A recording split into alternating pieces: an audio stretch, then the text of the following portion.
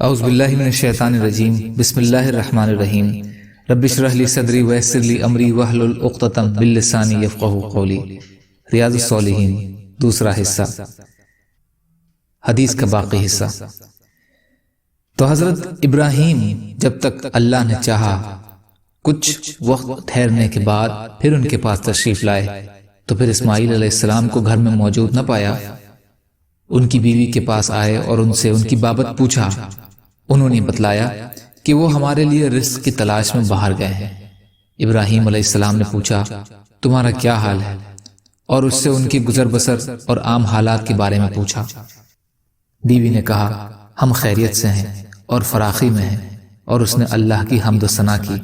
ابراہیم علیہ السلام نے پوچھا تمہاری خوراک کیا ہے؟ انہوں نے کہا گوشت۔ انہوں نے پوچھا پیتے کیا ہو؟ انہوں نے کہا پانی۔ ابراہیم علیہ السلام نے کہا اے اللہ ان کے لیے گوشت اور پانی میں برکت عطا فرما۔ نبی اکرم صلی اللہ علیہ وسلم نے فرمایا اس وقت ان کے لیے کوئی اناج نہیں ہوتا تھا، اگر وہ ہوتا تو ابراہیم علیہ السلام اس کی بابت بھی ان کے لیے برکت کی دعا فرماتے۔ حضرت ابن عباس رضی اللہ عنہ نے فرمایا کہ مکے کے سوا کسی اور جگہ کوئی شخص صرف ان دو چیزوں یعنی گوشت اور پانی پر گزارا کرے تو اسے موافق نہیں آئیں گے۔ ایک اور روایت میں ہے کہ حضرت ابراہیم علیہ السلام دوسری بار آئے، پوچھا اسماعیل کہاں ہیں؟ ان کی بیوی نے کہا شکار کرنے گئے ہیں۔ پھر ان کی بیوی نے فرمایا آپ تشریف کیوں نہیں رکھتے، کھائیں پیئیں۔ انہوں نے پوچھا تمہارا کھانا پینا کیا ہے؟ انہوں نے کہا ہمیں کھانے میں گوشت اور پینے کو پانی ہے۔ انہوں نے فرمایا اے اللہ ان کے کھانے اور پینے میں برکت عطا فرما۔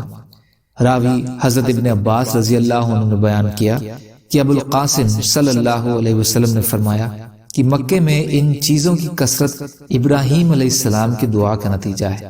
حضرت ابراہیم علیہ السلام نے فرمایا کہ جب تمہارا شوہر آئے تو انہیں سلام کہنا اور یہ پیغام دینا کہ اپنے دروازے کی دہلیز برقرار رکھیں۔ تو جب حضرت اسماعیل علیہ السلام آئے پوچھا کیا تمہارے پاس کوئی آیا تھا؟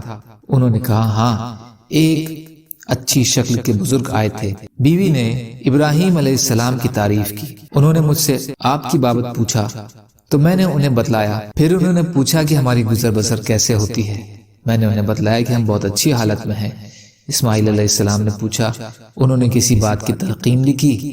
بیوی نے کہا ہاں وہ آپ کو سلام کہتے تھے اور حکم دیتے تھے کہ اپنے دروازے کی دہلیز کو برقرار رکھیں۔ حدیث کا باقی حصہ انشاءاللہ کل کے ریکارڈنگ میں۔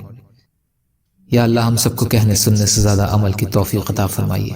یا اللہ رحم کا، کرم کا، عافیت کا معاملہ فرما دیجئے۔ یا اللہ جو پریشان ہیں ان کی پریشانیوں کو دور کر دیجئے، جو مظلوم ہیں یا اللہ ان کی مدد فرمائیے۔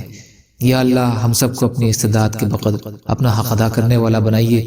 یا اللہ سچی توبہ کی توفیق عطا فرما دیجئے۔ سبحان ربک رب العزت عما یصفون وسلام علی المرسلین والحمد للہ رب العالمین برحمتک یا ارحم الراحمین لا الہ الا اللہ محمد رسول اللہ۔